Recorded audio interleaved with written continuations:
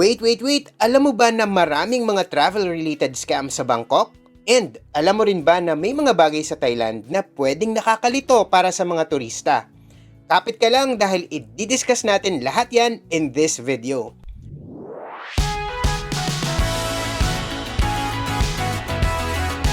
Either poor traveler, we are Vince and Josh. Mahigit 14 years na rin kaming travel bloggers visiting almost 60 countries so far. And isa sa paborito naming destinations ay ang Bangkok. Ito kasi ang perfect example ng same but different para sa ating mga Pinoy. Same kasi bilang parehong ASEAN states, marami naman talagang pagkakapareho. Pero marami ring pagkakaiba sa kultura, lalo na sa language, pagkain, and religion, na madalas ay nakaka-confuse sa mga first-timers. Kaya naman hindi surprising na may mga mistakes tayong nagagawa. Pero madali lang namang i-avoid ang mga yan. And yan yung iisa-isahin natin sa video na to. Pero wait, bago yan, lagi kaming nag-upload ng mga informative travel videos dito sa channel. So kung bago ka pa lang dito or hindi ka pa nakasubscribe, you can show your support by clicking the subscribe button and the bell icon beside it. Select all na rin para lagi kang first to know kapag may bago tayong episodes. Kung sa Facebook ka naman nanonood, don't forget to like and follow this page na rin para ma-achieve na rin natin sa wakas ang 1 million followers.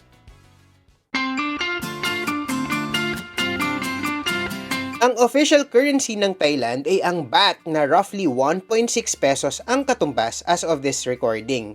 Ibig sabihin, kung may makita kang tig 100 baht na presyo, nasa 160 pesos ang katumbas nun, more or less. Don't worry, eventually, pag tagal mo sa Thailand, magiging second nature mo nang mag-convert. Pero kung first time mo, ang mas nakakalito dito ay ang hitsura ng mga banknotes or bills nila. Kasi tingnan nyo, magkakamukha talaga sila and halos magkakakulay. Oo, may mga pagkakaiba pero hindi ganoon nagkakalayo, di tulad sa pera natin. Kung hindi ka sanay, madaling ma-confuse ang 100 baht note sa 1,000. Kaya ako, talagang nasa hiwalay na part ng wallet yung mga 500 and 1,000 baht para hindi ako malito. Yun din yung pwede kong isuggest sa inyo. Mahalaga ring tandaan na maaaring may dalawang mukha kayong makita, ang current king and yung previous na hari. Parehong accepted ang dalawang versions ng pera na yan.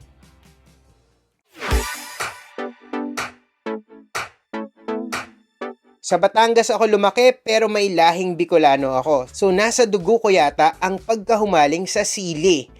Mahilig ako sa maaanghang so patok na patok sa akin ang mga dishes sa Thailand.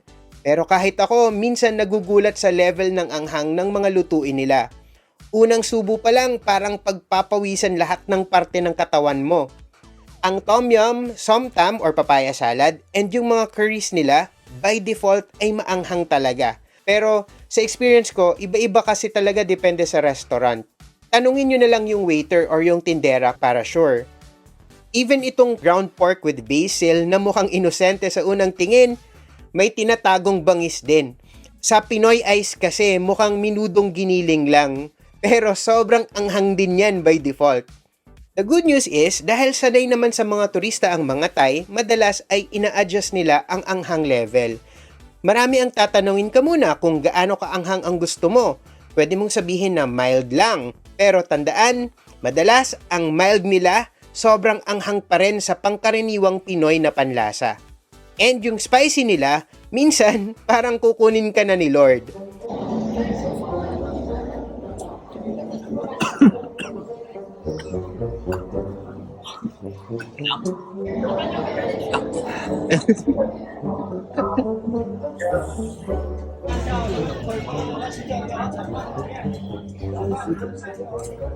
Magubit ka dito. Jangan niya.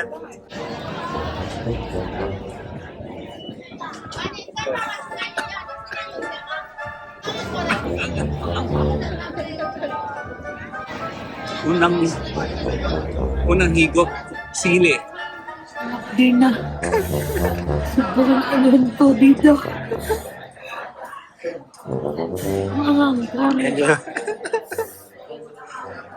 Medium lang yan ha. Pero masarap talaga to. Kailangan kainin. Kung hindi mo talaga kaya yung anghang, pwede mo namang i-request na walang anghang at all. At least in most eateries and restaurants. Pero syempre, dun sa mga turo-turo, sa mga markets, hindi na nila matitimpla yon kasi luto na yon. Itanong mo na lang kung ano yung masasuggest nila na hindi maanghang.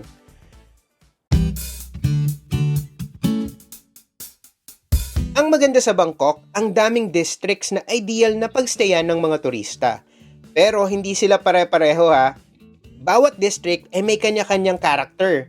May kanya-kanyang pros and cons. So, depende kung anong type of traveler ka, maaring may area na mas okay para sa'yo and meron ding hindi masyadong swak.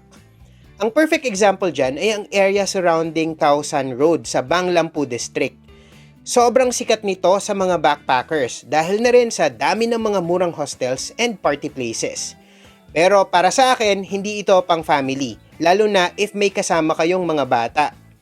Depende sa layo ng pagsistiyan nyo rin sa main Khao San Road, pwedeng maingay dito so baka hindi kayo makapagpahinga ng maayos. Hindi rin ito ganoon ka-accessible dahil malayo sa BTS or MRT. Kabaligtaran naman ito ng Siam area or yung area malapit sa Siam Square. Very family-friendly ito. Maraming malls, super accessible dahil maraming BTS stations and central talaga ang location. Kapag araw, busy. Pero kapag gabi, hindi ito ganoon kagulo. So, okay ba for families ang Siam area? Yes na yes. Pero kung nightlife ang habol mo, mas okay for you ang Silom. Ang Silom naman refers to the area surrounding Silom Road, from Saladeng Station all the way to Sapan Taksin Station. Ito ang business district ng Bangkok so very serious kapag araw, pero kapag gabi, may tinatagong pagka-wild din. Maraming clubs and bars, and kung member ka ng LGBTQIA+ community, andito ang greatest concentration ng mga gay clubs and drag shows. Nakapag-stay na kami sa lahat ng yan, and paborito ko ang Siam and Silom areas, depende sa mood. Pero, hindi lang basta yung area ang titingnan, i-check nyo rin yung accessibility. Most attractions sa Bangkok ay accessible naman by BTS and MRT. So, tingnan nyo kung gaano kalayo yung property na ibubuk nyo sa pinakamalapit na train station. Yung huling visit namin, sinagot ng Klook ang stay namin and dito nila kami binook sa The Prince Theatre Heritage Hostel. Nasa may dulong parte na ito ng Greater Silom sa may bandang Sapan Taksin Station na. Sa Bang Rak neighborhood na.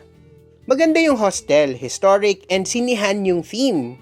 Mura pa kasi may dorm sila na 400 to 600 pesos lang per night and kayang bumaba to 350 pesos kapag off-peak season. Ang private rooms naman nila ay duplex style, nasa 2,700 pesos per room per night.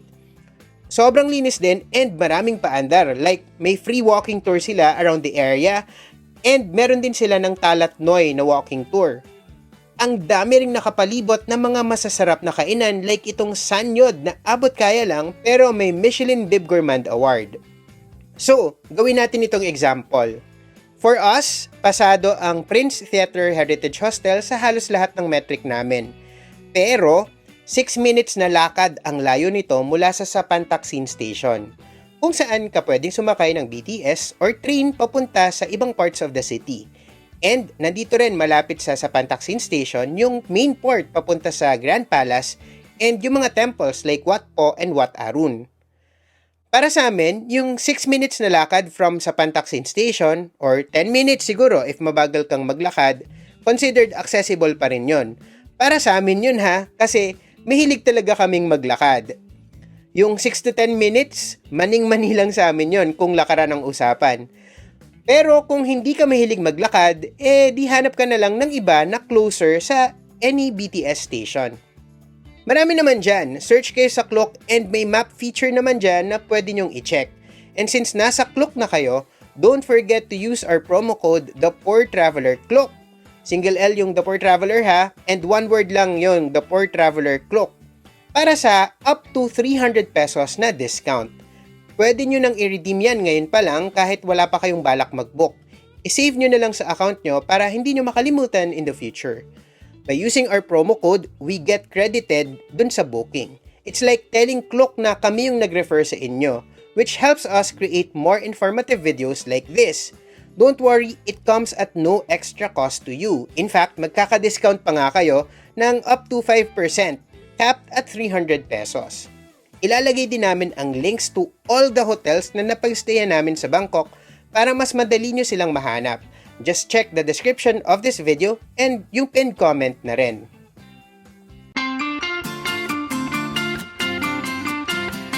All around Thailand, lalo na dito sa Bangkok, you'll find portraits ng hari and iba-ibang members ng royal family. Makikita mo yan sa mga daan and sa mga malls, lalo na kapag may sineselebrate na occasion. Mataas ang respeto ng mga local sa royal family and hindi mo sila dapat pagtawanan, insultuhin or laitin, lalo sa presence ng mga lokal. In fact, labag yan sa batas. According to Section 112 of the Thai Criminal Code, whoever defames, insults, or threatens the king, the queen, the heir apparent, or the regent shall be punished with imprisonment of 3 to 15 years. Yes, pwede kang makulong for it and meron ng mga nakulong for it actually.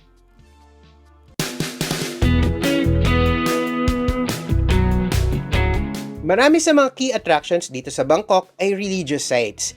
Ilan na dyan ang Grand Palace, Temple of the Emerald Buddha, Wat Po, and Wat Arun. Magkakatabi lang yung mga yan. And although welcome na welcome ang mga visitors dito, you're expected to respect their ways and follow certain rules lalo na sa pananamit. Dito sa Grand Palace Complex, medyo strict talaga. Bawal ang shorts, sleeveless shirts, and yung mga fitted na suot. The rule is, hindi pwede yung kita ang tuhod, balikat, and heels. Pero ang napansin ko lately, kahit nga medyo lagpas tuhod na yung shorts, may mga nakikita ako na hindi pa rin nila pinapapasok. Pinagpapants pa rin nila talaga. Ewan ko lang kung nagbago lately, pero nung huling visit ko, talagang strict sila sa shorts. Pero, yung sure tayo is, hindi talaga pwede ang short shorts, miniskirts, and maging yung torn na pantalon, mga see-through na shirts, and sandals or tsinelas. Otherwise, mapipilitan kang bumili ng isusuot doon. Itong pants nila na pinagbibili dun sa shop katabi, nasa 200 baht a piece. May mga nagtitinda rin naman sa labas na mas mura. Dati, merong mga for rent, pero yung last na punta namin, for sale na lang talaga.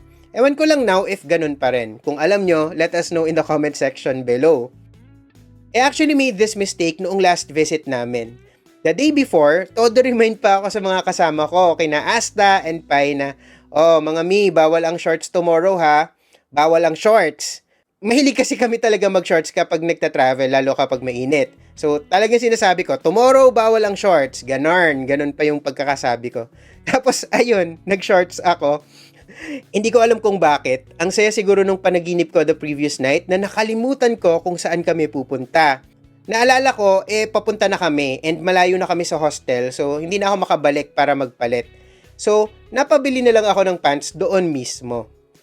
May mga magsasabi sa inyo or mababasa na nakapasok naman sila kahit na naka-short shorts sila or kung ano mang bawal. Pero hindi ibig sabihin nun ay hindi na tayo susunod. Kung marami ka pang ibang pupuntahan and gusto mo talagang mag-shorts that day, pwedeng magbaon ka na lang ng pants or bumili ka na lang talaga. Pero wag nating ipilit yung hindi naman talaga nila allowed kahit na may nakakalusot, di ba?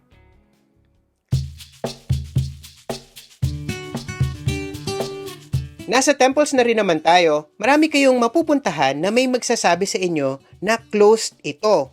Nako, huwag kayo basta-bastang maniniwala. Malamang, scam yan. Ganito yung modus operandi nila. Usually, nakatambay sila sa may gate and i-approach nila kayo or minsan, nandun lang sila pero halimbawa, tatanungin mo sila for directions or basta may itatanong ka, ang isasagot nila sa'yo ay sarado yung temple kasi holiday. Madalas, nagpapakilala sila as a teacher or tour guide. Tapos, syempre, titingin kayo sa paligid. Tapos magtataka kayo, parang, teka, bukas naman yung gate and may pumapasok naman. Paanong sarado? Tapos, sasabihin lang nila sa'yo na locals kasi yung mga yon, pero yung mga tourists hindi allowed. Kasi nga, holiday Kemerut. Ganon. Pero, ito yung catch.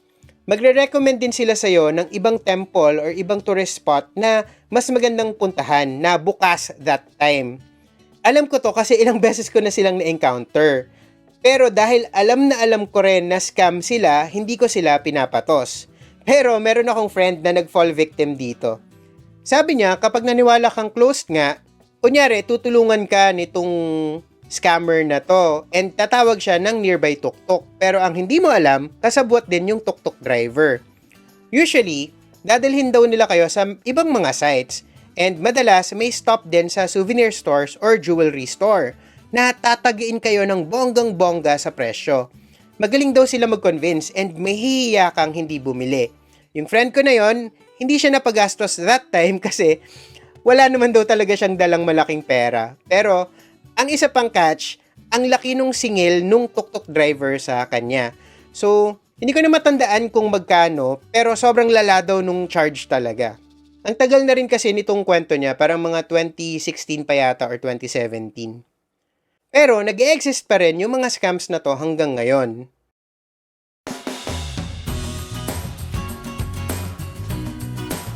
Napag-uusapan na rin naman natin yung tuk-tuk, isa yan sa mga icons ng Bangkok talaga. Marami sila dyan, all around the city. Marami namang honest na drivers, pero marami rin ang grabe mag-overcharge. Ang pinaka-important sa tuk-tuk is to negotiate and agree on the price before ka sumakay. Huwag kang sasakay nang wala kayong napagkakasundo ang rates. If hindi mo alam kung magkano dapat, download mo lang yung Grab app, check mo kung magkano yung rates doon, or better yet, doon ka na lang mag-book sa Grab. Actually, even sa mga taxis, meron din talagang ayaw gumamit ng metro and mas malaki yung charge, lalo na sa mga touristy spots like Khao San Road and yung mga temple complex. Generally, for short distances, ako, naglalakad lang talaga ako. Minsan nga, kahit 30-minute walk, nilalakad ko pa rin. Ako kasi yon, mahilig kasi talaga akong maglakad. Maliban na lang kung sobrang init talaga or umuulan. In that case, I usually just take the BTS or the MRT, pero kung malayong-malayo talaga sa train station yung pupuntahan ko and may kasama naman ako, mas nag-grab na lang ako. Mas mahal lang siya ng konti kaysa kung mag-hail ka ng taxi, pero less prone to scams. May Grab bike din nga pala sila, yung motorcycle service. Parang angkas, ganun.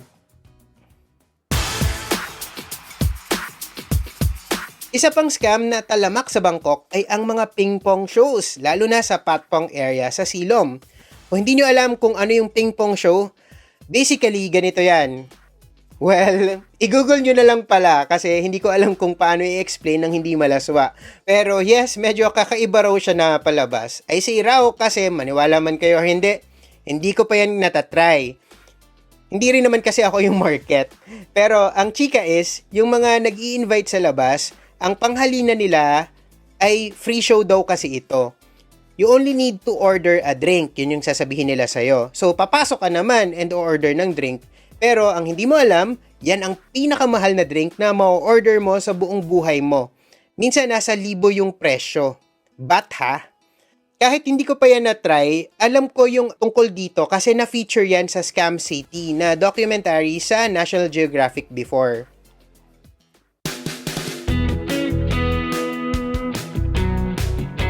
Sikat na sikat rin ang Bangkok as a shopping destination.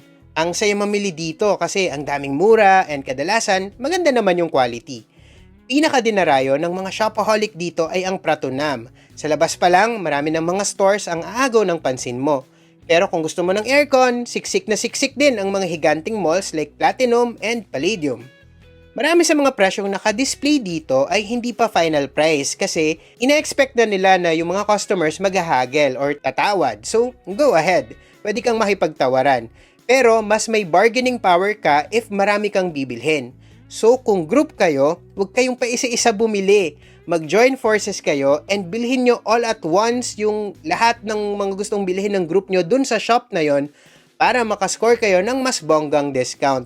Ganon din sa Chatuchak Market ha, and maging sa mga shop sa Union Mall.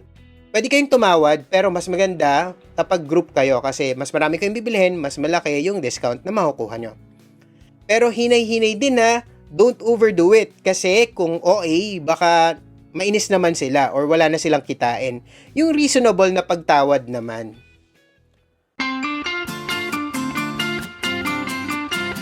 Did you know na pwede ka ring mag-avail ng tax refund sa Thailand? If na-reach mo ang minimum amount na 2,000 baht sa mga participating stores na may sign na VAT refund for tourists tulad nito, pwede kang magka-cashback. Ganito lang yung dapat gawin. Step 1. Kapag nagbabayad ka na sa cashier, sabihin mo lang na mag-a-avail ka ng tax refund. I-ready mo na rin yung passport mo kasi required yan. Step 2. Sa experience namin, usually may separate na tax refund counter na need mo ring pilahan. Dito, mag-fill out ka ng tax refund form. Yan yung kulay yellow na form. Meron namang mga stores na yung mismong cashier, siya na rin yung magbibigay sa inyo ng form. So, depende, iba-iba siya. Minsan, yung staff na yung nag-fill out tapos papapirmahan na lang sa'yo. Tapos, itago mo na lang for step 3.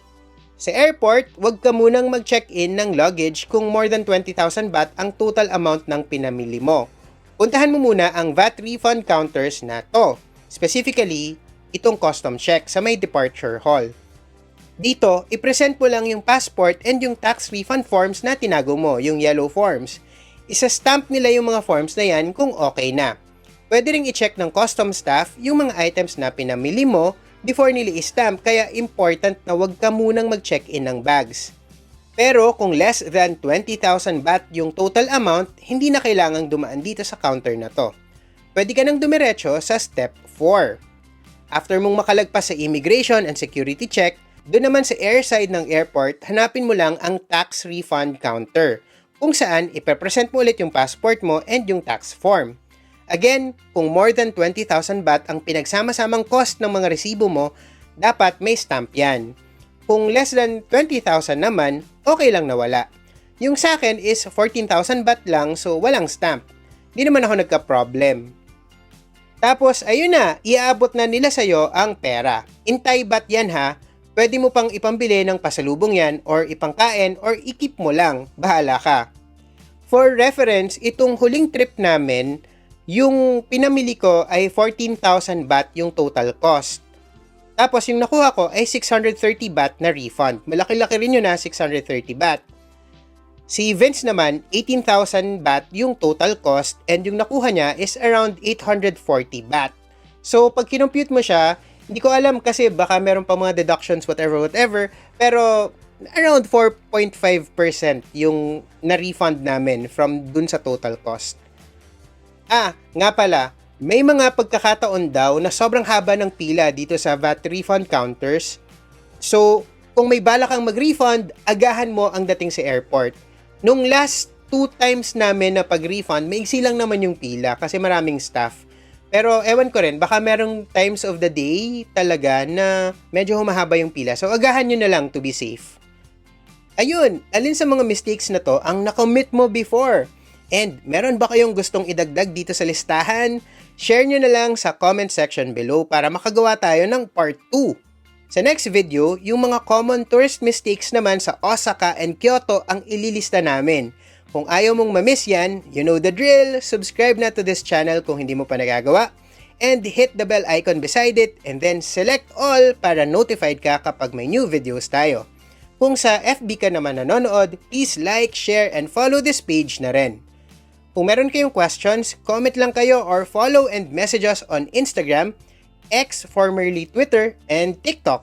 Just search at The Poor Traveler, single L. Again, don't forget to use our promo code The Poor Traveler Klook when booking hotels and activities with Klook. Kung gusto nyo naman ng more tips and makinig sa mga nakakatawang kwentuhan namin about sa mga trips namin, follow and tune in to The Poor Traveler Podcast on Spotify, Apple Podcasts, and Google Podcasts. That's all for now. Remember, plan smart, travel safe, and make every trip worth it.